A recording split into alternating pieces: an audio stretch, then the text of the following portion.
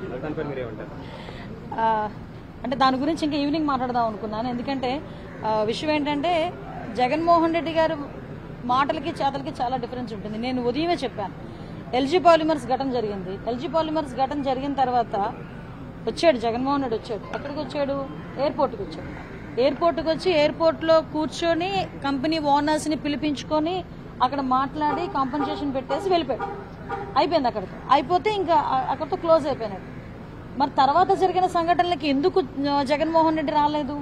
సుమారుగా 5 సంవత్సరాల కాలంలో 119 మంది సంఘటనలు 120 మంది చనిపోయారు.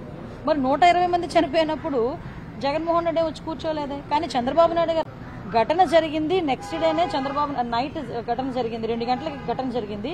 24 గంటలు తిరగక ముందే చంద్రబాబు నాయుడు గారు ఆ క్షతగాతులు వాళ్ళని పరామర్శించడమే కాకుండా ఎక్కడ ప్రాబ్లం జరిగిందో ఆ సైట్కి వచ్చి చూసి అదంతా వెరిఫై చేసి మళ్ళీ అఫీషియల్స్తో మీటింగ్ పెట్టి ఇలాంటి ఘటనలు జరగకుండా చూడాలని చెప్పి ఆదేశాలు ఇచ్చి ఇమీడియట్గా క్షతగాతులు ఎవరైతే ఉన్నారో వాళ్ళకి ఎక్కువగా దెబ్బలు తగిలిన వాళ్ళకి 50 లక్షలు, పార్షియల్ ఇంజూర్డ్ అయితే 25 lakhs అనౌన్స్ చేసి ఆ అనౌన్స్ చేసిన డబ్బు కూడా వితిన్ 24 hours ఇవ్వాలి అని చెప్పి ఈరోజు చెప్పి వెళ్ళారు.